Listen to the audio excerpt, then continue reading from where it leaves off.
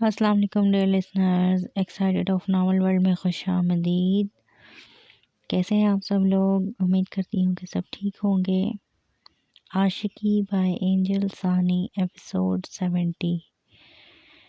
تو چلیں زیادہ باتوں میں ٹائم ویسٹ نہیں کرتے، ہم ناول اسٹارٹ کرتے ہیں۔ یہ جھوٹ ہے، بکواس نہیں کرو فرقان، نہیں تو میں تمہیں زندہ قبر میں دفنا دوں گا۔ وہ ایک بار پھر فرقان کی طرف بڑھتا ہے، اس کا گریبان پکڑ کر چلایا، کنگ تم مجھے دفناؤ یا جلاؤ، پر یہی سچ ہے اور یہی رہے گا۔ اور اگر تمہیں مجھ پر یقین نہیں تو تم شاہویر کے چھوٹے بھائی سے پوچھ لو، وہ اب بھی پاکستان میں ہے نا؟ تمہیں تو پتہ ہے وہ سب جانتا ہے، اور یقیناً اس کی بات پر تمہیں یقین آ جائے گا۔ فرقان بیزاری سے کہتا سر جھٹک گیا۔ اس بات پر کنگ کی گرفت اس کے گریبان پر ہلکی ہو گئی تھی۔ وہ فرقان سے دور ہوتا 2 قدم پیچھے ہٹا تھا، اس کی آنکھوں میں نمی تیرنے لگی تھی۔ سانس تیز سے تیز تر ہوتی جا رہی تھی، ماضی کی ساری یادیں ایک ایک کر کے اس کے دماغ کے پردے پر ایک فلم کی طرح چل رہی تھی۔ اسے اب بھی اپنی سماعتوں پر یقین نہیں تھا کہ اس نے جو سنا وہ سچ تھا یا جھوٹ۔ ارتضیٰ، علیان اور شایان سب حیرت و پریشانی سے اس کی غیر ہوتی حالت دیکھ رہے تھے۔ ایک نظر فرقان کو دیکھ کر کنگ نے ارتضیٰ کو دیکھا، جس کے چہرے پر کنگ کے لیے فکر ہی فکر تھی۔ چلو ارتضیٰ، وقت آ گیا ہے کہ تم اپنے بابا کی موت کا بدلہ پورا کرو۔ کہ کنگ، وہ دھیرے سے کہتا اس کی جانب بڑھنے ہی والا تھا کہ کنگ کے ہاتھ کے اشارے نے اسے وہیں رکنے پر مجبور کر دیا۔ کنگ اب باہر کی جانب بڑھ رہا تھا کہ علیان نے ایک قدم اس کی جانب بڑھایا۔ بھائی ہم، علیان جو کچھ کہہ رہا تھا، کنگ کی سخت ڈانٹ سن کر وہیں خاموش ہو گیا۔ ارتضیٰ، جو کہا ہے وہ کرو، اپنے باپ کی موت کا بدلہ لو، کیونکہ تمہارے باپ کو فرقان نے مارا تھا، تو اپنا فرض ادا کرو اور مجھے اکیلا چھوڑ دو۔ جسٹ لیو می، خبردار جو کوئی میرے پیچھے آیا تو۔ وہ درشتگی سے کہتا وہاں سے نکلتا چلا گیا تھا۔ وہ سیدھا اپنی کار کی طرف بڑھا تھا۔ اس کے اندر بے چینی بڑھ رہی تھی، اس کا دم گھٹنے لگا تھا۔ کار کا دروازہ کھول کر وہ جیسے ہی اندر بیٹھنے لگا، اسے خود پر کسی کی بے چین نظروں کی تپش محسوس ہوئی۔ کبیر نے چہرہ موڑ کر جیسے ہی سامنے دیکھا، وہاں میرا کھڑی پریشان نظروں سے اسے دیکھ رہی تھی۔ ایک بار پھر فرقان کی باتیں اس کے کانوں میں گونجی تھی۔ تم اڈاپٹ ہو، تم ایک سڑک پر زخمی حالت میں شاہویر کو ملے تھے، تمہیں اڈاپٹ کیا گیا تھا۔ تم اس کے سگے بیٹے تھوڑی ہو، تمہیں اڈاپٹ کیا تھا اس نے، تم اڈاپٹ ہو۔ اس نے دوبارہ میرا کو دیکھا جو اس کی جانب ہی بڑھ رہی تھی، پر اس وقت شاید وہ کسی کا سامنا نہیں کرنا چاہتا تھا، اس لیے اسے اگنور کرتا جلدی سے اپنی کار میں بیٹھا جو ان سے کار بھگا گیا تھا۔ میرا جو اس کو پریشان دیکھ اس کی طرف آ رہی تھی، اسے کار میں بیٹھ کر کار لے جاتے دیکھ وہیں اپنا معصوم سا دل محسوس کر رہ گئی تھی۔ اسے آج بھی یاد تھا جب وہ 9 سال کا، تب اس کا باپ علی حسن اسے شاہویر شاہ کی حویلی میں لایا تھا، کیونکہ اس کی ماں کا انتقال ہو گیا تھا۔ جیسے ہی وہ اس حویلی نما گھر میں داخل ہوا تھا، اس کی نظر سامنے ہی خوبصورت سے باغیچے میں ایک پیارا سا بچہ شاہویر کے ساتھ فٹ بال کھیل رہا تھا۔ وہ کبیر بابا ہیں، شاہویر سر کے بیٹے، بہت ہی ضدی اور نخریلی، اپنی منوانے والا اور اپنی ہی منمانی کرنے والا، پر دل کا بہت اچھا ہے۔ اور سامنے جو اس کے ساتھ کھیل رہی ہیں وہ میرے سر ہیں اور کبیر بابا کے ڈیڈ۔ کبیر سب کچھ شیئر کر سکتا ہے، پر اپنے ڈیڈ کو صرف اپنی چھوٹی بہن کے علاوہ کسی کے ساتھ شیئر نہیں کرتا۔ ارتضیٰ، جو بہت غور سے کبیر کو دیکھ رہا تھا، جو اپنے باپ سے بال چیننے کے چکر میں کبھی ادھر بھاگ رہا تھا تو کبھی ادھر، اپنے پاس اپنے والد کی آواز سن کر بس ہاں میں سر ہلا گیا۔ ڈیڈ، ایک بار مجھے بھی کک کرنے دے نا، کبیر نے منہ بسوڑ کر کہا تو شاہویز شاہ نے مسکراتے ہوئے بال اس کو پاس کی۔ یہ ہوئی نا بات، اب دیکھیں میں کیسے کک کرتا ہوں اس کو۔ کبیر نے دانت نکال کر کہتے ہوئے بال کو اتنی زور سے کک کیا تھا کہ وہ سیدھا سامنے کھڑے ارتضیٰ کے پیٹ میں لگی تھی، جس پر وہ گراہ کر رہ گیا تھا۔ ان دونوں نے جب کسی بچے کی چیخنے کی آواز سنی تو فوراً اس سمت دیکھا جہاں ارتضیٰ اپنے پیٹ کے گرد بازو لپیٹ کر جھکا ہوا تھا۔ کبیر فوراً بھاگ کر اس کی جانب آیا تھا۔ Are you okay? کبیر اس کو دیکھتا فکر مندی سے پوچھنے لگا۔ علی حسن بھی اپنے بیٹے کو دیکھ رہے تھے۔ ارتضیٰ بیٹا درد ہو رہا ہے کیا؟ حسن انکل سوری میں نے جان بوجھ کر نہیں کیا، کبیر نے معصومیت سے کہا تو ارتضیٰ نے چہرہ اٹھا کر اسے دیکھا جو سچ میں بہت پریشان اور فکر مند لگ رہا تھا۔ کوئی بات نہیں بیٹا، حسن نے پیار سے کہتے ہوئے پھر ارتضیٰ کو دیکھا جو اب سیدھا ہو چکا تھا۔ تم ٹھیک ہو نا؟ ہم ڈاکٹر کے پاس چلیں؟ وہ تمہیں میڈیسن دے گا تو تم ٹھیک ہو جاؤ گے۔ کبیر اس کا ہاتھ تھام کر اسے بولا جیسے وہ اور ارتضیٰ ایک دوسرے کو بہت اچھے سے جانتے ہوں۔ نہ نہیں میں ٹھیک ہوں، ارتضیٰ نے جھجک کر کہا تو شاویز شاہ اس کو دیکھ کر مسکرائے۔ ارتضیٰ بیٹا یہ آپ کا اپنا ہی گھر ہے، اوکے؟ آپ یہاں ویسے ہی رہیں جیسا کبیر رہتا ہے، کوئی کچھ نہیں کہے گا، سب آپ کا بھی ہے، اوکے؟ شاویز شاہ نے اس کے سر پر ہاتھ رکھ کر مسکرا کر کہا تو جہاں ارتضیٰ مسکرایا تھا وہیں کبیر نے آنکھیں چھوٹی کر کے اپنے والد محترم کو دیکھا جن کا دھیان خود کبیر کی طرف تھا۔ شاویز شاہ نے سوالیہ انداز میں آئی بروز اٹھائی تو کبیر نے منہ بسوڑا۔ ڈیڈ باقی سب کچھ تو ٹھیک ہے، اس کا بھی ہے اور میرا بھی، پر آپ صرف میرے ہیں اور میرے ہی رہیں گے، اوکے؟ اس نے ایک لحاظ سے حکم ہی دیا تھا جس پر ارتضیٰ سمیت باقی دونوں افراد بھی ہنسنے لگ گئے۔ اوکے میری جان، میں صرف آپ کا ہوں، شاویز شاہ نے پیار سے کہتے ہوئے اسے گلے لگایا اور اس کے بال بکھیرے۔ چلو اب دوستی کرو تم دونوں، شاویز شاہ کبیر کو خود سے الگ کرتے ہوئے بولے۔ نہیں مجھے اس سے دوستی نہیں کرنی، یہ تو مجھ سے چھوٹا ہے اور میں اپنے سے چھوٹے بچوں سے دوستی نہیں کرتا، کبیر نے منہ بگاڑ کر کہا تو ارتضیٰ بیچارہ سا منہ لے کر رہ گیا۔ تبھی اس کے کانوں میں کبیر کی اگلی بات پڑی تھی، اس لیے میں ارتضیٰ کو اپنا چھوٹا بھائی بناؤں گا، اوکے؟ کبیر نے مسکرا کر کہتے ہوئے اپنے باپ کو اور ان دونوں کو دیکھا جو سب مسکرا رہے تھے۔ ہاں یہ ٹھیک ہے، لیکن اب اگر اسے بھائی بنا رہے ہو تو اس کا خیال بھی رکھنا پڑے گا تمہیں۔ شاویز شاہ نے اسے یاد دلایا۔ جی ڈیڈ میں جانتا ہوں اور میں ہمیشہ ارتضیٰ کا خیال رکھوں گا، وہ آرام سے کہتے ہوئے ارتضیٰ کے کندھوں کے گرد اپنا بازو حائل کر گیا تھا اور پھر تب سے وہ کنگ کا چھوٹا بھائی بن کر ہی رہنے لگا تھا، وہ بھی کبیر کے ہی کمرے میں۔ اسے وہاں رہتے ہوئے 1 سال ہو گیا تھا۔ وہ کبیر کے ساتھ اسکول جاتا تھا اور ایسے ہی روز کے معمول کی طرح ایک بار جب وہ واپس گھر آئے تھے تو تب ان کو ایک دل دلا دینے والا منظر نظر آیا تھا۔ وہ جیسے ہی گھر میں داخل ہوئے تھے سامنے ہی داخلی دروازے پر حسن علی زخمی حالت میں خون سے لت پت گرا رہے تھے۔ بابا، حسن انکل! وہ دونوں دوڑ کر ان کے پاس آئے تھے۔ انکل کیا ہوا آپ کو؟ یہ کس نے کیا؟ کبیر ان کے پاس بیٹھا روتے ہوئے بولا۔ کبیر بیٹا میری بات دھیان سے سنو، حسن علی نے کبیر کا ہاتھ تھاما۔ کیا انکل؟ کبیر نے انہیں سوالیہ نظروں سے دیکھا۔ بیٹا ابھی تھوڑی دیر پہلے تمہارے ڈیڈ کے فرینڈز آئے تھے۔ ہیلو شاویر شاہ میرے دوست، کیسے ہو؟ شاویر شاہ جو صوفے پر بیٹھے موبائل میں کوئی کام کر رہے تھے، ان کے ساتھ ہی حسن علی کھڑا انہیں کچھ بتا رہا تھا، اپنے عقب سے آتی کسی جانی پہچانی آواز پر پلٹے تھے۔ ارے شیخ تم کیسے ہو یار؟ شاویز شاہ کہتے ہوئے اس کی جانب بڑھے اور اسے گلے سے لگایا۔ شیخ 40 سے 45 سال کا ایک وجیہہ مرد تھا، کوئی شک نہ تھا کہ اس عمر میں بھی وہ کافی ڈیشنگ پرسنالٹی رکھتا تھا۔ آؤ بیٹھو، بتاؤ کیسے آنا ہوا؟ ہاں میں بیٹھنے نہیں آیا، میں تو بس تمہیں یہ بتانے آیا ہوں کہ اب سے تمہیں کمپنی آنے کی کوئی ضرورت نہیں، شیخ نے بہت آرام سے کہا تھا، لیکن اس کی یہ بات شاویز اور علی حسن دونوں کو حیران کر گئی تھی۔ کیا مطلب ہے تمہارا شیخ؟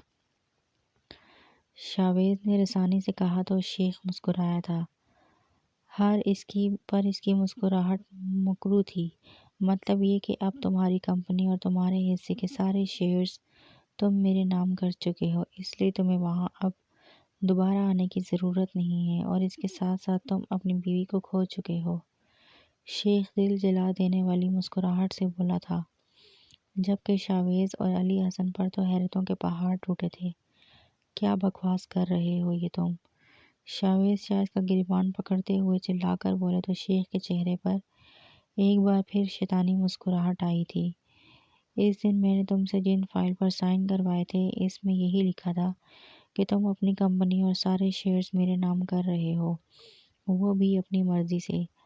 اب اس میں میری غلطی تو نہیں نا کہ تم نے مجھ پر آنکھیں بند کر کے اعتبار کر لیا؟ اور رہی بات تمہاری بیوی کی، تو وہ تو مجھ سے پہلے دن سے ہی محبت کرتی ہے۔ تم سے شادی کرنا تو مجبوری تھی۔ اب تم خود ہی بتاؤ، کیا مجبوری کو ہر وقت ساتھ لے کر تھوڑی نہ چلا جاتا ہے؟ کیوں شہرین؟ شیخ نے کہتے ہوئے چہرہ موڑ کر اپنے عقب میں دیکھا تھا، جہاں بلیک سلیو لیس ڈریس میں ایک نہایت ہی خوبصورت نین نقوش والی تقریباً 30 سال کی عورت وہاں آئی تھی۔ شاویز نے بے یقینی سے اپنی مسکراتی ہوئی بیوی کو دیکھا تھا، تو علی حسن نے افسوس سے اپنی شہرین میڈم کو دیکھا تھا کہ ہیرا چھوڑ کر کوئلے کے پیچھے بھاگ رہی تھی۔ شہرین یہ کیا کہہ رہا ہے؟ شاویز نے اپنی بیوی سے کہا تو وہ مسکرانے لگی۔ میں نے تمہیں پہلے بھی کہا تھا کہ چھوڑ دو مجھے، پر تم نہیں مانے، تو اس لیے مجھے خود ہی فیصلہ کرنا پڑ گیا۔ میں جا رہی ہوں شیخ کے ساتھ، اور یہ خلا کے پیپرز ہیں، میں نے سائن کر دیے ہیں، تم بھی کر دینا۔ اس نے اطمینان سے کہتے ہوئے پیپرز شاویز کے سامنے ٹیبل پر پھینکے تھے۔ شہرین یہ کیا کہہ رہی ہو؟ ہمارے بچے ہیں، تم ایسا کیسے کر سکتی ہو؟ شاویز نے تھوڑا تحمل سے کہا تو وہ تو چیخ ہی پڑی تھی۔ تمہارے بچے ہیں، وہ میرے نہیں ہیں، سمجھے؟ مجھے نہیں چاہیے وہ بچے، اپنے پاس رکھو اور میرا پیچھا چھوڑو، خدا کا واسطہ ہے تمہیں، چھوڑ دو میری جان۔ وہ باقاعدہ ہاتھ جوڑ کر بولی تو شاویز نے تعصب سے اسے دیکھا۔ شیخ کے چہرے پر مسکراہٹ آئی تھی۔ تم یہ غلط کر رہی ہو شیرین، تم پچھتاؤ گی۔ جس شخص کے لیے مجھے چھوڑ کر جا رہی ہو، یہ تمہیں کہیں کا نہیں چھوڑے گا۔ شاویز نے کہتے ہوئے پیپرز اٹھائے۔ وہ تمہارا ہیڈک نہیں ہے، شیرین نے نخوت سے کہا۔ شاویز شاہ نے ایک نظر ان دونوں پر ڈال کر ان پیپرز پر سائن کر دیے تھے۔ شہرین کے چہرے پر تو خوشی چھپائے نہیں چھپ رہی تھی۔ چلو ڈارلنگ، تم کار میں چل کر بیٹھو، میں ذرا شاویز سے سارے معاملات حل کر کے آتا ہوں۔ شیخ نے پیپرز شیرین کی طرف بڑھاتے ہوئے کہا تو وہ پیپرز تھامتی فوراً باہر کی جانب بڑھی تھی۔ اس وقت وہ اتنی بحث ہو گئی تھی کہ نہ تو اسے شاویز کا خیال تھا، نہ ہی ان کی محبت کا جو وہ اس سے کرتا تھا، اور اب تو وہ کبیر اور اپنی بیٹی کو بھی بھول کر جا رہی تھی۔ شاویز اس کی پشت کو کرب سے دیکھ رہا تھا۔ حسن علی نے اپنے باس کا چہرہ دیکھا تھا، جس کی آنکھوں میں واضح درد تھا۔ یہاں سے دفع ہو جاؤ شیخ، اور رہی بات میری کمپنی اور شیئرز کی، تو وہ میں تم سے واپس لے کر رہوں گا۔ شاویز نے ضبط سے کہا، اتنی بھی کیا جلتی ہے؟ کمپنی تو تم تب واپس لوگے نا جب واپس لینے کے لیے زندہ بچو گے۔ شیخ نے کہتے ہی وہاں ایک دم کچھ لوگ داخل ہوئے تھے۔ کیا مطلب؟ شاویز شاہ نے ان لوگوں کو دیکھ کر شیخ سے پوچھا تو وہ ہنس دیا اور اپنے آدمیوں کو اشارہ کیا، جنہوں نے فوراً آگے بڑھ کر حسن علی اور شاویز دونوں کو پکڑا تھا۔ شیخ یہ کیا کر رہے ہو؟ چھوڑو! حسن علی چلایا، ویسے بہت وفادار ہو تم اپنے باس کے۔ شیخ چلتا ہوا حسن کے پاس آیا تھا۔ اس نے اپنی جیب سے ایک گن نکالی تھی اور بغیر کسی کو سوچنے سمجھنے کا موقع دیے علی حسن پر چلائی تھی۔ علی! شاویز شاہ علی کو دیکھ کر چلائے تھے، جس کی دائیں پسلی پر گولی لگنے سے خون بہہ رہا تھا۔ شیخ چھوڑ اسے کچھ مت کہو، گھٹیا انسان۔ وہ اپنا بازو آزاد کرنے کی کوشش کرتے چلا رہے تھے، پر ان لوگوں کی پکڑ زیادہ سخت تھی ان پر۔ علی حسن کے چہرے پر تکلیف کے آثار تھے۔ ارے ابھی تو میں نے کچھ کیا ہی نہیں، شیخ مزے سے کہتا۔ ایک بار پھر گولی چلا چکا تھا، جو حسن علی کی بائیں پسلی میں لگی تھی، اور وہیں وہ زمین پر گھٹنوں کے بل ڈھہ گئے تھے۔ علی بھائی! علی میرے بھائی! شاویز شاہ درد سے چلائے تھے، پر کسی کو ان پر ترس نہیں آ رہا تھا۔ ارے بہت جلدی ہے اس کے پاس جانے کی، چلو تم بھی چلے ہی جاؤ۔ شیخ اس کی جانب قدم بڑھا کر بولا اور اپنا ہاتھ آگے کیا تھا، جس پر کسی نے اس کے ہاتھ پر ایک انجیکشن رکھا تھا۔ شاویز شیخ کو دیکھتا، اب وہ انجیکشن دیکھ رہا تھا۔ ویسے تمہاری بیوی بڑی بیوقوف نکلی، میں نہیں جانتا تھا کہ وہ اتنی جلدی میری باتوں میں آ جائے گی اور تمہیں اور اپنے بچوں کو بھی چھوڑ دے گی، پر کیا کریں، اب تو کر چکی جو اس نے کرنا تھا۔ اور ہاں، تم فکر نہیں کرنا، تمہیں اوپر پہنچانے کے بعد میں اسے بھی بہت جلد تمہارے پاس پہنچاؤں گا۔ شیخ نے کہتے ہوئے انجیکشن شاویز کی جانب بڑھایا تھا۔ یہ کوئی عام انجیکشن نہیں، زہر سے بھرا ہے۔ جیسے جیسے یہ زہر تمہارے اندر جائے گا، تمہیں موت کے قریب لیتا جائے گا۔ شیخ مکروہ مسکراہٹ کے ساتھ کہتا، وہ انجیکشن شاویز کی گردن پر بے دردی سے گاڑ چکا تھا۔ باس! علی حسن نے چلاتے ہوئے اپنا ہاتھ ان کی جانب بڑھایا تھا، پر وہ بے بس تھا، کچھ نہیں کر سکتا تھا۔ شاویز شاہ آنکھیں پھاڑے شیخ کو دیکھ رہے تھے جو آہستہ آہستہ انجیکشن میں بھرا زہر ان کے جسم میں انڈیل رہے تھے۔ ویسے تمہارا وہ اڈاپٹ بیٹا اور بیٹی وہ نظر نہیں آ رہے، اچھا لگتا ہے اسکول وغیرہ گئے ہیں، چلو اچھی بات ہے، ورنہ اپنی آنکھوں سے تمہیں مرتا ہوا دیکھتے تو انہوں نے بھی مر ہی جانا تھا۔ شیخ نے آرام سے کہتا انجیکشن باہر نکالا جس سے شاویر کے چہرے پر تکلیف کے آثار ابھرے تھے۔ ویسے یہ بات ماننی پڑے گی کہ تمہارا وہ اڈاپٹ بیٹا ہے بہت ہی ضدی اور ڈھیٹ، اور مجھے تو ایسے گھورتا ہے جیسے میں اس کا کوئی دشمن ہوں۔ خیر دشمن تو میں ہوں پر اس اڈاپٹ یتیم کا نہیں بلکہ تمہارا۔ شیخ بولتا ہوا اپنے ہاتھ شاویر کے کندھوں پر رکھ گیا۔ اڈاپٹ نہیں ہے، وہ میرا بیٹا ہے، میں باپ ہوں اس کا، میرا بیٹا ہے، وہ کوئی یتیم نہیں ہے۔ شاویر شاہ دھیرے سے کہتے ہوش و آواز سے بیگانہ ہو گئے تھے۔ باس نہیں، علی حسن نے کرب سے انہیں آواز دی تھی پر وہ خاموش ہو چکے تھے۔ ان کی آنکھیں بند ہو چکی تھی اور سر نیچے کی جانب لڑک گیا تھا، اور وہیں علی حسن بھی آہستہ آہستہ غنودگی میں جانے لگے تھے۔ سر اب کیا کرنا ہے؟ ایک آدمی شیخ سے مخاطب ہوا۔ اس کو لے جا کر اس کے کمرے میں رسی کے ساتھ لٹکا دو تاکہ لوگوں کو یہ لگے کہ بیوی کی بے وفائی برداشت نہ کرتے ہوئے خودکشی کر گیا ہے۔ اور ان کے بچے سر؟ اس آدمی نے پھر سے سوال کیا۔ ان کو جانے دو، کیا کرنا ہے ان کو مار کر؟ جائیداد اور کمپنی سب کچھ میرے نام ہو چکا ہے، اب کوئی کچھ نہیں کر سکتا۔ وہ کہتا باہر کی جانب بڑھ گیا تھا۔ پیچھے کھڑے ان کے آدمیوں نے اس کی بات پر عمل کرتے ہوئے شاویز کو پنکھے سے لٹکایا تھا اور وہاں سے چلے گئے تھے۔ علی حسن روتے ہوئے کبیر اور ارتضیٰ کو سب بتا رہے تھے۔ ڈیڈ کہاں ہے انکل؟ ان سب کے بعد وہ بس یہی پوچھنے لگا۔ وہ اپنے کمرے میں، اینا بیٹا بھی ابھی تھوڑی دیر پہلے آئی ہے، اسے دیکھو، وہ اندر ہی گئی تھی روتے ہوئے۔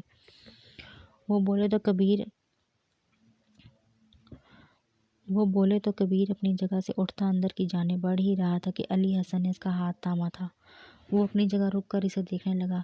تمہاری ماما کو وہ شخص ورغلا کر اپنے ساتھ لے گیا ہے، تمہاری ماما اس کی باتوں میں آ کر چلی گئی ہیں، پر وہ انہیں بھی مار دے گا۔ تم اپنے ڈیڈ کا بدلہ لینا اس سے۔ شیخ وہ ہے جو اس رات پارٹی میں آیا تھا، وہ تمہاری ماما سے باتیں کر رہا تھا جس سے تمہیں غصہ آ رہا تھا اور تم وہاں سے چلے گئے تھے۔ اسے کبھی مت بھولنا، اپنے بابا کو یاد رکھنا، تم ان کے بہادر بیٹے ہونا، سب سنبھال لینا، سب کا خیال رکھنا۔ وہ کہتے ہوئے کبیر کا ہاتھ چھوڑ گئے تو کبیر روتے ہوئے ہاں میں سر ہلاتا اندر کی جانب بھاگا تھا۔ بابا؟ ارتضیٰ نے روتے ہوئے علی حسن کو ہلایا تو وہ اسے دیکھنے لگا۔ بابا کا بہادر بیٹا، کبیر کا خیال رکھنا، اس کا ساتھ کبھی مت چھوڑنا۔ وہ اس کے ہاتھ پر دباؤ ڈال کر کہتے آنکھیں موند گئے تھے۔ بابا بابا، ارتضیٰ ان کا کندھا ہلاتا چلا رہا تھا پر وہ جا چکے تھے۔ بابا، وہ ہچکیاں لے رہا تھا، سسک رہا تھا پر کوئی نہیں تھا اس کی سننے والا۔ ڈیڈ! تبھی اسے کبیر کے چلانے کی آواز آئی تھی۔ وہ اپنے خیالوں سے باہر آیا تو سامنے فرقان اسے دیکھ رہا تھا۔ ارتضیٰ نے گولی چلائی تھی جو سیدھا فرقان کے سینے پر لگی تھی۔ اس نے پھر ٹریگر دبایا تھا، اس بار گولی اس کی پسلی پر لگی تھی۔ ارتضیٰ نے لگاتار ساری گولیاں اس کے جسم میں اتار دی تھی۔ فرقان وہیں بے جان ہو گیا تھا۔ ساتھ ہی ارتضیٰ کی آنکھ سے ایک آنسو نکل کر اس کی داڑھی میں جذب ہوا تھا۔ شایان اور علیان نے آگے بڑھ کر اس کا کندھا دبایا تھا۔ چلو یار، کنگ کے پاس چلیں، اسے ہماری ضرورت ہے، وہ ہمارا بھائی ہے اور ہمارا بھائی رہے گا ہمیشہ۔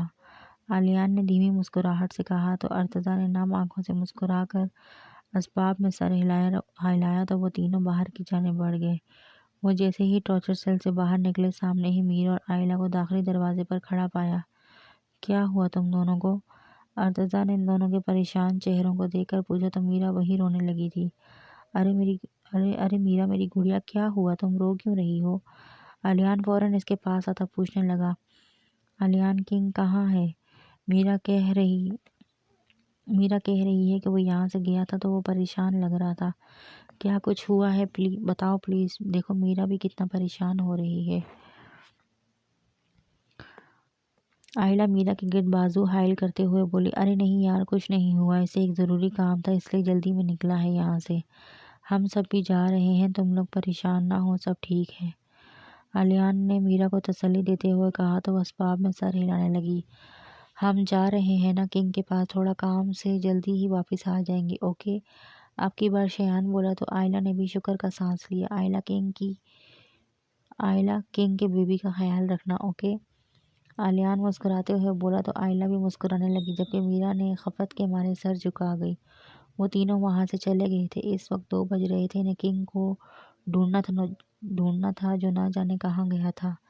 ادھر وہ بے مقصد گاڑی سڑکوں پر بھگا رہا تھا۔ اس کی آنکھیں بار بار پانی سے بھرتی جا رہی تھی، جنہیں وہ بار بار ہاتھوں سے صاف کر رہا تھا۔ اس کے ذہن میں بار بار جو لفظ گونج رہے تھے وہ تھے، تم اڈاپٹ ہو، تم انہیں ایک سڑک پر زخمی حالت میں ملے تھے، تم کون سا ان کے سگے بیٹے تھے۔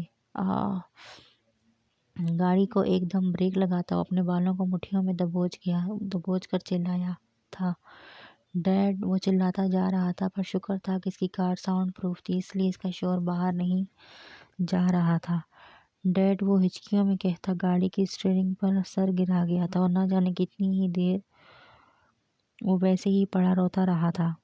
آلیان وغیرہ کب کے نکلے اسے ڈھونڈ رہے تھے، پر وہ تھا کہ مل ہی نہیں رہا تھا۔ اسے وہاں بیٹھے بیٹھے ہی شام ہو گئی تھی۔ کبیر نے اسٹیئرنگ سے سر اٹھا کر شیشے سے باہر دیکھا تو شام کے سائے ڈھل رہے تھے۔ اس کی آنکھیں حد سے زیادہ سرخ تھیں۔ ایک گہرا سانس ہوا کے سپرد کرتے ہوئے اس نے دوبارہ گاڑی سٹارٹ کی۔ تقریباً آدھے گھنٹے کی ڈرائیونگ کے بعد اس نے گاڑی ایک سنسان سڑک پر روکی تھی۔ اس سڑک کے دونوں طرف ایک گھنا جنگل تھا۔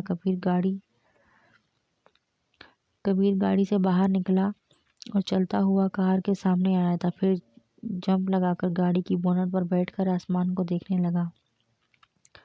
اس کی آنکھیں پھر سے نم ہو گئی تھیں۔ اپنی پشت کو کار کے شیشے سے لگاتا وہ وہیں پر لیٹنے کے انداز میں بیٹھا آسمان کو خالی خالی نظروں سے دیکھے جا رہا تھا۔ صبح کی پہنی شرٹ اب سلوٹ زدہ ہو گئی تھی، بال بے ترتیب ماتھے پر بکھرے تھے، آنکھیں رونے کی وجہ سے انتہائی سرخ اور سوجی ہوئی تھی۔ وہ بالکل بکھرا بکھرا سا بیٹھا تھا۔ ایک بار پھر آنسو اس کی آنکھوں کی پھوروں سے بہنے لگے تھے۔ آپ صحیح کہتے تھے ڈیڈ، اللہ کے ہر کام میں مصلحت ہوتی ہے۔ اس نے مجھ جیسے ایک یتیم کو آپ جیسے باپ سے نوازا اور میں وہ رکا تھا، اور دیکھیں میں اپنے اس اللہ کا شکر ادا کرنے کے بجائے اس سے دور ہو گیا، اور پھر دور ہوتا چلا گیا۔ میں نے اس کی عبادت کرنا چھوڑ دی، میں بھٹک گیا۔ وہ روتے ہوئے دھیرے دھیرے سے کہہ رہا تھا، میں کس منہ سے جاؤں اس کے سامنے، وہ درد سے بولا تھا۔ گاڑی کی بونٹ پر سیدھا ہو کر بیٹھتا وہ ایک بار پھر درد سے چلایا تھا۔ اس کی یہ چیخ پورے جنگل میں گونجی تھی۔ میں کیا کروں؟ وہ بچوں کی طرح بلک بلک کر رونے لگا تھا۔ پھر کچھ سوچتے ہوئے اس نے اپنی جیب سے موبائل باہر نکالا اور کوئی نمبر ڈائل کرتے ہوئے کال پر کلک کیا۔ موبائل کی اسکرین پر کال جاتی ہوئی نظر آ رہی تھی۔ اس نے موبائل اسپیکر پر کیا اور اسے گاڑی پر ہی رکھا، واپس پہلے کی طرح پیچھے گاڑی کے شیشے سے پشت ٹکا گیا۔ کچھ ہی سیکنڈز میں کال اٹینڈ کر لی گئی تھی۔ السلام علیکم۔ موبائل میں سے ایک بھاری مردانہ آواز گونجی تھی۔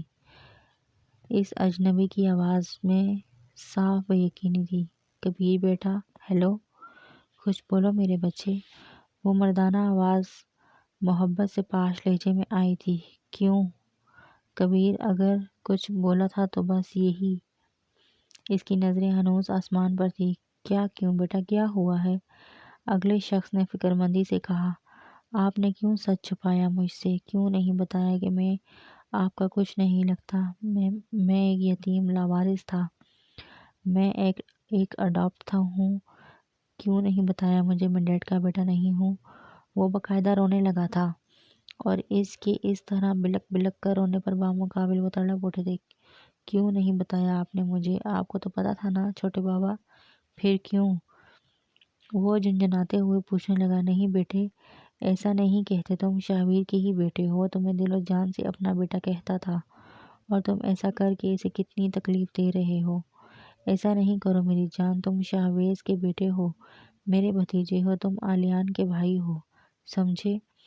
ہم نے تمہیں اس لیے نہیں بتایا تھا کیونکہ ہم نے کبھی تمہیں ایسا سمجھا ہی نہیں۔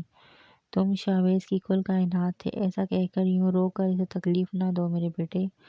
وہ بہت پیار سے اسے سمجھانے لگے تو وہ اب بھی ہچکیاں لے رہا تھا۔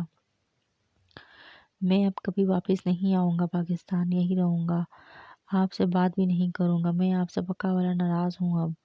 وہ بچے کی طرح خفگی سے بولا تو بامکمل چند پل کے لیے خاموش رہے، شاید وہ اپنی ہنسی کنٹرول کر رہے تھے۔ کبیر کا خفگی بھرا بچوں جیسا لہجہ انہیں ہنسانے پر مجبور کر گیا تھا۔ اگر تم نہیں آؤ گے تو اینا کا کیا ہوگا؟ انہوں نے رسانت سے کہا تو وہ پھر سے منہ پھلا کر بھاری آواز میں بولا، میں اسے یہیں بلا لوں گا اپنے پاس۔ اچھا تو پھر وہاں جس بچی سے شادی کر کے بیٹھے ہو یہاں اس کے باپ کو کون سمجھائے گا؟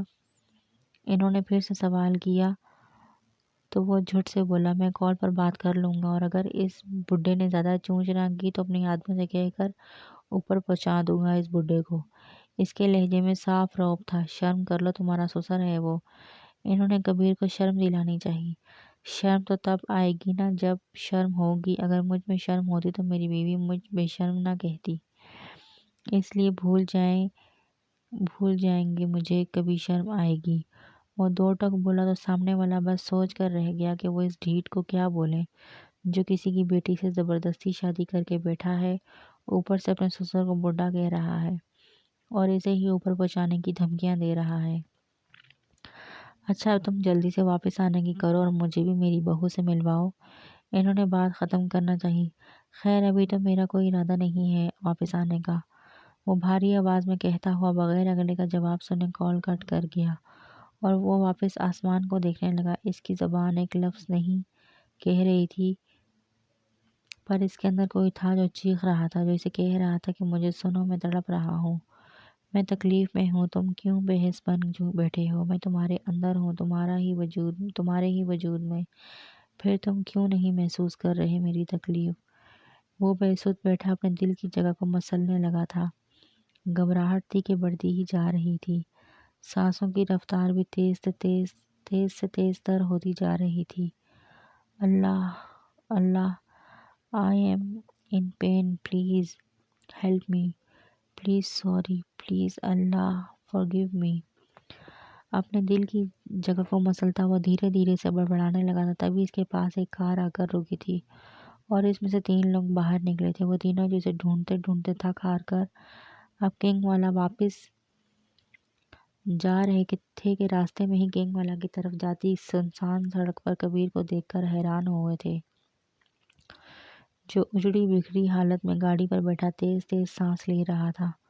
وہ تینوں ایک ہی جست میں اس کی طرف بھاگے تھے۔ کنگ بھائی کے وہ تینوں ایک ساتھ پریشانی سے اسے بلانے لگے تھے۔ ان تینوں کی آواز اپنے پاس سن کر وہ نارمل ہوتا سیدھا ہو کر بیٹھا تھا۔ کیوں آئے ہو تم لوگ یہاں؟ وہ سختی سے بولا تھا۔ یار کے پلیز نا، ہم نے کیا کیا ہے؟ ہمیں کیوں سزا دے رہے ہو؟ پلیز گھر چلو یار، ہم ادھورے ہیں تمہارے بغیر۔ الیان منہ بگاڑ کر کہتا ہے اس کے سامنے جا کھڑا ہوا، مجھے نہیں جانا، چلے جاؤ تم لوگ یہاں سے۔ وہ رخ موڑ کر بولا، اگر تم نہیں چلے نا تو ہم بھی یہیں کھڑے رہیں گے تمہارے سامنے۔ اب کے ارتضیٰ ڈیٹوں کی طرح کہتا ہے اس کے سامنے الیان کے پاس جا کھڑا ہوا تو شایان بھی اس کی تائید کرتا ہے ایک اس کے برابر میں آ رکا۔ لیکن وہ لوگ یہ بات جسے بھول گئے تھے کہ سامنے والا بھی اپنے نام کا ہی ڈھیٹ تھا، اس نے کہاں ماننی تھی ان کی۔ کبیر ان کو اگنور کرتا واپس کار کے شیشے پر پشت ٹکاتا آسمان کو دیکھنے لگا۔ ان تینوں کو تو اس نے ایسے اگنور کیا تھا جیسے سچ میں اس کے علاوہ وہاں کوئی ہو ہی نہ۔ جب کافی دیر انہیں کبیر کی طرف سے کوئی رسپانس نہیں ملا تو انہوں نے دانت پیس کر اسے گھورا تھا، جو آسمان میں نہ جانے کیا ڈھونڈنے میں مگن تھا۔ یار برو چلو نا، ہم تھک گئے ہیں، اور وہاں میرا کا رو رو کر برا حال ہے، ہم اسے وعدہ کر کے آئے تھے کہ آپ کو لے کر آتے ہیں، الیان نے تنگ آ کر کہا۔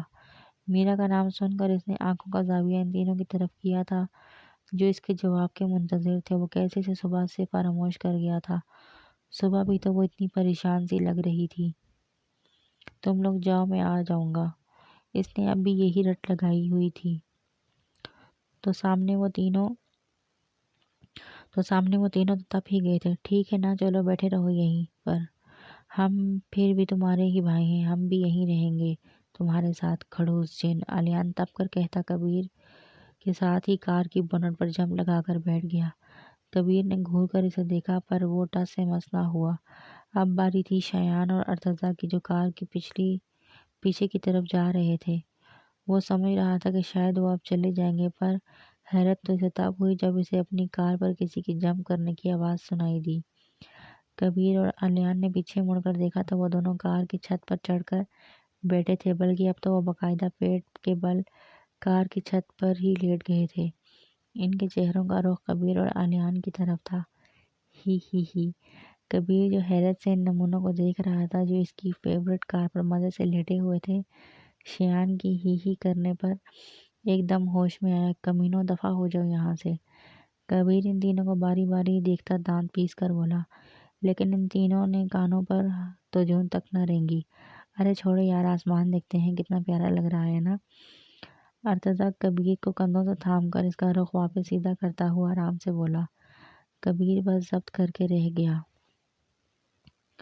اب وہ چاروں کار پر اس طرح تھے کہ کبیر اور علیان کار کی بونٹ پر بیٹھے اپنی پشت کو کار کے شیشے سے لگائے ہوئے تھے، جبکہ ارتضیٰ اور شیان کار کی چھت پر پیٹ کے بل الٹا لیٹے تھے اور شیان نے علیان کے سر پر اپنا چہرہ ٹکایا ہوا تھا تو ارتضیٰ نے کبیر کے سر پر اپنا چہرہ۔ وہ چاروں آسمان کو دیکھ رہے تھے۔ کبیر نے اپنے لب آپس میں بھیجے ہوئے تھے کیونکہ ارتضیٰ نے اب اپنا بازو بھی کبیر کی گردن میں ڈال دیے تھے۔ وہ سب جان بوجھ کر اسے تنگ کر رہے تھے۔ کمینوں، دور رہو مجھ سے۔ کبھی میری بیوی میرے اتنا قریب نہیں آئی جتنا تم لوگ میرے سے چپک رہے ہو۔ کبیر اسے خود سے الگ کرتا چیخ کر کہتا کار سے ہی نیچے اتر گیا تو ان سب نے بڑی مشکل سے اپنی ہنسی روکی۔ اب کیا کریں یار، ہم تمہاری بیوی ہیں بھی نہیں نہ، ورنہ سچ میں تم سے دور ہی رہتے۔ شیان مسکراہٹ ضبط کرتا اس کے قریب آ کر بولا تو وہ جلدی سے 2 قدم پیچھے ہوا۔ بغیر تو چلو گھر، کمینوں، بے شرمو۔ وہ تب کر کہتا اپنی گاڑی کی جانب بڑھ رہا تھا کہ علیان اس کے آگے آتا اس کے گلے لگا تھا اور پھر دیکھتے ہی دیکھتے ارتضیٰ اور شیان بھی آ کر ان دونوں کے گرد لپٹے۔ وی لو یو برو، علیان ان سے کہہ رہا تھا۔ کبیر کی آنکھیں نم ہوئی تھی۔ تم ہمارے بھائی ہو اور ہمیشہ ہمارے بھائی ہی رہو گے، اب ارتضیٰ نے محبت سے چور لہجے میں کہا تو کبیر نے گہرا سانس لیا۔ ہمیں کبھی خود سے دور مت کرنا کہ میرا کوئی نہیں تم سب کے علاوہ۔ اب شیان بولا تو کنگ مسکرایا۔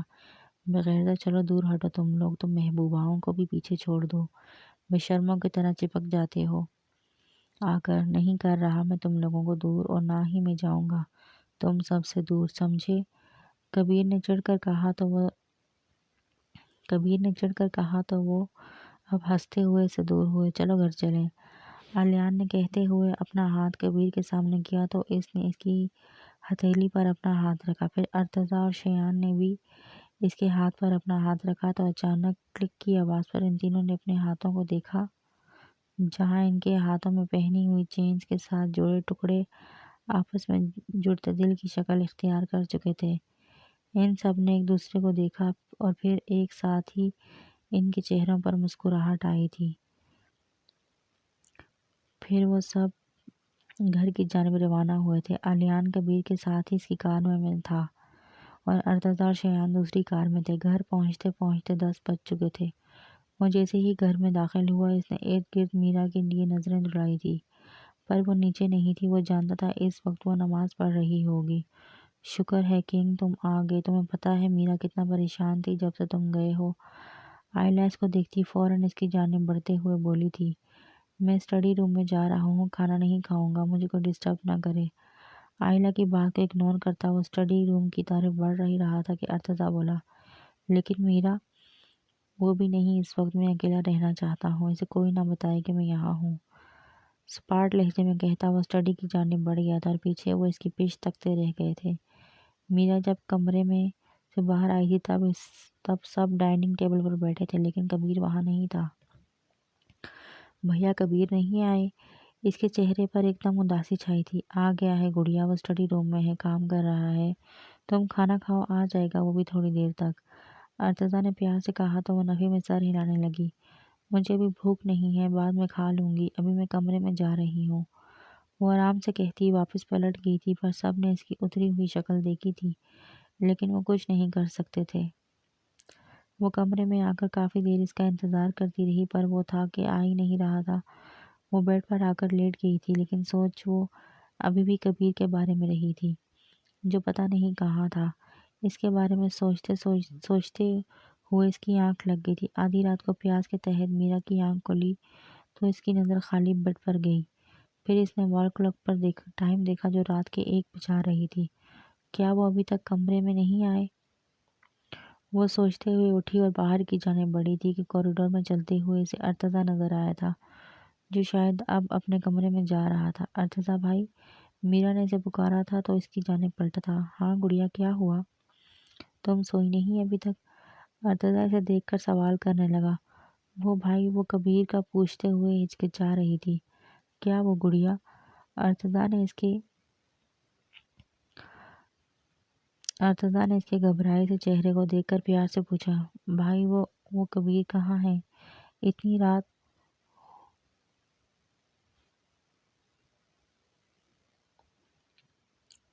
رات ہو گئی ہے، وہ کمرے میں بھی نہیں آئے تھے۔ آپ کو پتہ ہے کیا وہ کہاں ہے؟ وہ جلدی سے بولی، لیکن لفظوں کو کاٹ کاٹ کر۔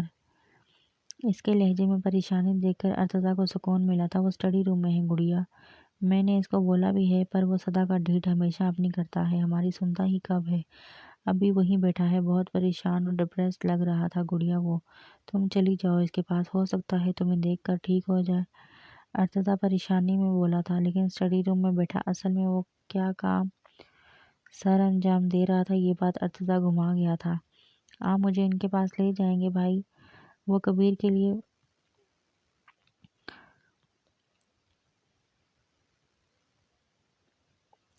کے لیے پریشان ہوتی جلدی سے بولی، ہاں ہاں آؤ، اس طرف ہے اسٹڈی روم۔ ارتضیٰ اسے اپنے آگے چلنے کا اشارہ کرتا ہوا بولا، جس پر وہ جلدی سے آگے بڑھی تھی۔ ارتضیٰ اس کی بے چینی اور پریشانی دیکھ کر مسکرایا تھا۔ اس کی حالت دیکھ کر کوئی بھی کہہ سکتا تھا کہ وہ کبیر کو سچ میں چاہنے لگی تھی۔ تم جاؤ، میں چلتا ہوں، ورنہ میری شامت آ جائے گی اگر اس نے دیکھ لیا تو۔ ارتضیٰ میرا کو اسٹڈی روم کے دروازے پر چھوڑ کر بولا، جس پر میرا نے ہاں میں سر ہلایا تھا، پر اب وہ ڈر رہی تھی۔ جی تو فرینڈز،